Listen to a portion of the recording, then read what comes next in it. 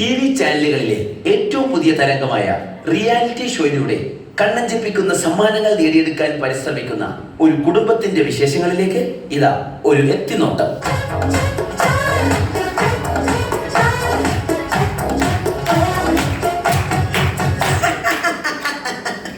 നമസ്കാരം, ഞാൻ ആൻഡപ്പൻ, ഈ വീടിന്റെ ഗൃഹനാഥൻ. ആൻഡപ്പൻ എന്ന പേര് പോലെ തന്നെയാണ് എന്റെയും അവസ്ഥ. ഈ വീട്ടിലുള്ള എന്റെ കുരുത്തം കെട്ട മക്കൾ എവിടെ പോയി എന്തടങ്ങേറുണ്ടാക്കിയാലും അവരുടെ പേരിന്റെ കൂടെ ആൻഡ് അപ്പൻ എന്നുകൂടെ അങ്ങ് ചേർക്കും. അതായത് ആൻഡപ്പൻ എന്റെ പേര്. അതോടെ ഞാനും ഇടങ്ങേറലാവും.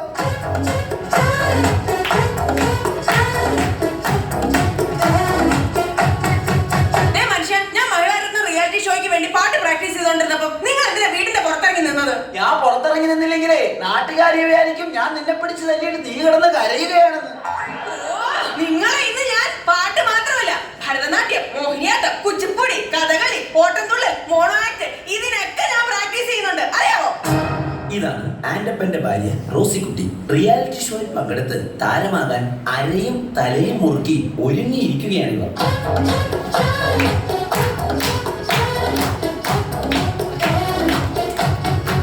പ്രിയപ്പെട്ട അപ്പച്ചനും അമ്മച്ചിക്കും മൂത്ത മകൻ കാതികൻ മാത്തുക്കുട്ടിയുടെ 1000 അഭിവാദനങ്ങൾ.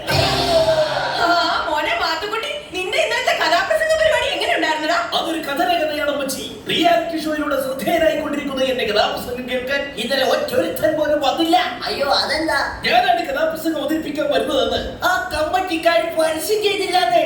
അവര് പരസ്യം ചെയ്തില്ലെങ്കിലും നീ വരുന്ന വിവരം എങ്ങനെയോ ലീക്കായിട്ടുണ്ട്. അതായിരിക്കും ആരും വരാത്തത്. കണ്ടല്ലോ, ഇതാണ് ആൻഡപ്പന്റെ മൂത്ത മകൻ കാതികൻ മാത്തുക്കുട്ടി, ഈ കുടുംബത്തിലെ മറ്റൊരു റിയാലിറ്റി താരം.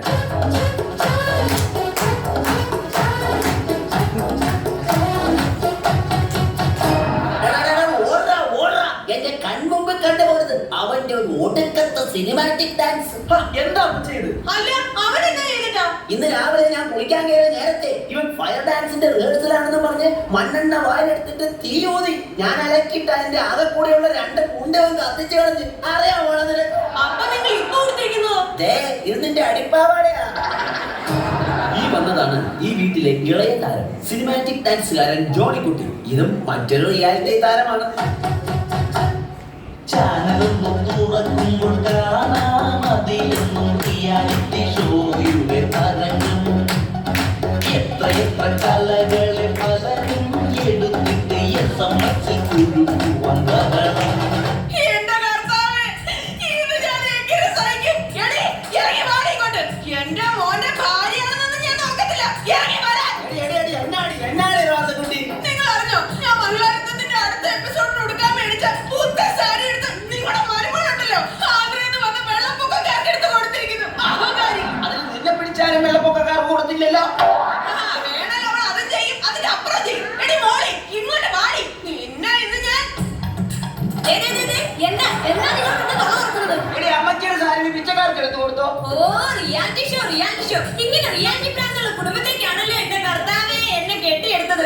നിർത്തടി. ഈ റിയാലിറ്റി ഷോയ്ക്ക് ഞങ്ങളെ പോലുള്ള കലാകാരന്മാർക്ക് പറഞ്ഞിട്ടുള്ളതാ. അതൊന്നും നിനക്ക് പറഞ്ഞാൽ മനസ്സിലാവുകയല്ല. അയ്യടാ, ഞങ്ങളുടെ കുടുംബക്കാരത്ര മോശക്കാരൊന്നുമല്ല. എന്റെ അമ്മച്ചി നല്ല ഒന്നാമത് എഴുത്തുകാരിയാ. അമ്മച്ചിയുടെ കഥ വരെ നിങ്ങൾ വായിച്ചിട്ടുണ്ടോ? പിന്നെ അതിപ്പോ എന്താ വായിക്കാനാ? നിന്റെ തള്ളയുടെ കഥ നാട്ടിൽ മൊത്തം പാട്ടല്ലേ? എന്താ പറഞ്ഞത്? നീ പോയി അവിടുന്ന്. എന്നെ പറഞ്ഞാണല്ലോ. നിന്നെ പറഞ്ഞാ നീ എന്ത് ചെയ്യണേ? കുറെ നാളായി നിന്നെ സഹിക്കാൻ തുടങ്ങിയിട്ട്. നിങ്ങൾ പോന്നല്ലേ? വെള്ളമെടുക്കും മരുമോളെ, കുരുമെടുക്കണ കെട്ടോളെ, മനുഷ്യന് തിരുത്തലക്ക് എളിവ് തന്നോളെ. വെള്ളമെടുക്കുമ്പോ രണ്ടാളും ഒരു വിളിച്ചുകൊണ്ട വ്യാപം, രണ്ടാളും കൂടി നല്ല കുടുംബം പുറത്തോട്ടും.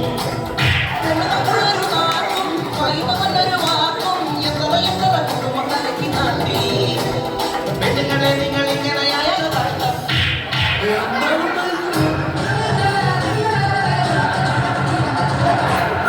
വന്നല്ലോ എല്ലാത്തിനും കുറ്റം പറയണ എന്റെ പൊന്നാരളിയും വന്നല്ലോ. എന്തായാലും പെങ്ങളെ മോളെ തല്ലുന്നത് അപ്പനായാലും ഭർത്താവായാലും ഒരു താളവും ബോധമൊക്കെ വേണ്ടേ? എന്റെ പൊന്നല് ഈ നദിയിൽ എന്നെ ഒഴിക്കാതെ ഒന്ന് കടന്നു പോകുന്നില്ല. ഷഡ്ജം ഒന്ന് ഇറങ്ങി പോടാ.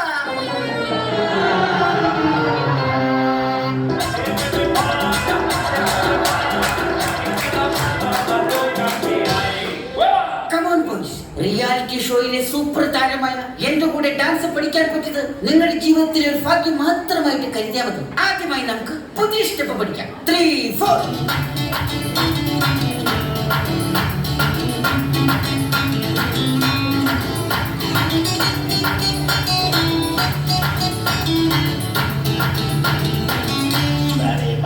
അപ്പൊ ഓക്കേ, ഇപ്പൊ മനസ്സിലായോ?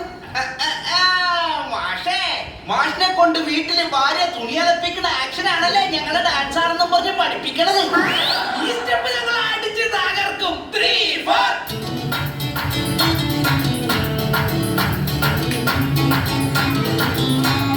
നിർത്തടാ, ഇതെന്നാ കോപ്രാവൊക്കെയാണ് കാണിക്കുന്നത്? ഞങ്ങളുടെ പുതിയ സ്റ്റെപ്പ് കോപ്പാണ്. എടാ, ഈ റിയാലിറ്റി ഷോയുടെ കാര്യം പറഞ്ഞ് ചുമ്മാ കോപ്രായം കാട്ടി നടക്കാതെ വല്ല പണിക്ക് പോടാ. അച്ഛാ, നാളെ എന്റെ കലാപുസ്തക മത്സരത്തിന്റെ ഫൈനലിലേക്കുള്ള സെലക്ഷനാ. അപ്പൊ ഇവരാരാ? ഓർക്കസ്ട്രയുടെ ചെലവ് ഉറക്കുവാനായിട്ട് ഞാൻ കൊണ്ടുവന്ന മിമിക്രിക്കാരാ.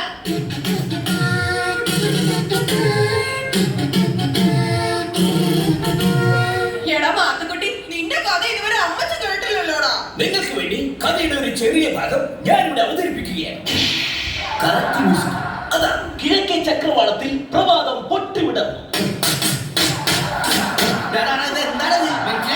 സുപ്രഭാത പൊട്ടിവിടുന്ന സൗണ്ടാണ്. 1925 കോമഡിയായിട്ടാവും വരും. എടാ പൊന്നുമോനെ, നീ കഥ പറ.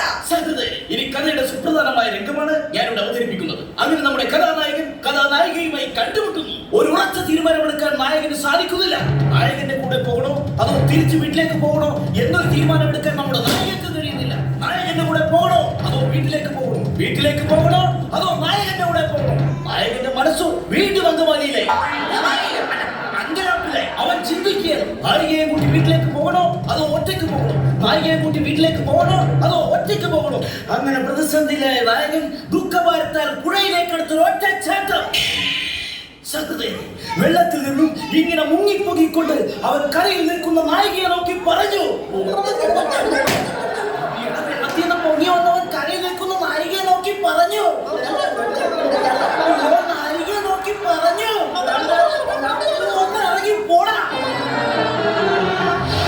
ഇവർ പങ്കെടുത്ത റിയാലിറ്റി ഷോയിലെ ഒരു കടുത്ത മത്സരത്തിന് ശേഷം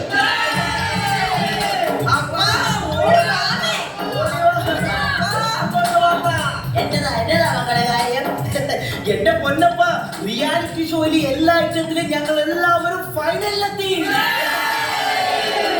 മനുഷ്യൻ കേട്ടോ, ഞങ്ങൾ എല്ലാരും ഫൈനലിൽ എത്തിയത്. അപ്പൊ നമുക്ക് എല്ലാവർക്കും ഫ്ലാറ്റ് കിട്ടുമോ? ജയിച്ചു കഴിഞ്ഞാൽ ഓരോരുത്തർക്കും ഓരോ ഫ്ലാറ്റ്. ഫൈനലിൽ എത്തിയിട്ട് എന്നാ കാര്യം? ജയിക്കണമെങ്കിൽ SMS കിട്ടണമല്ലോ. അതിനുള്ള വഴി ഞങ്ങൾ കണ്ടെത്തുണ്ടല്ലോ. അതെന്താണ് ആ വഴിയൊന്ന് പറഞ്ഞു തന്നാട്ടെ. അടിച്ചോടിക്കണ അപ്പച്ചന്റെ കയ്യെ കാലോ.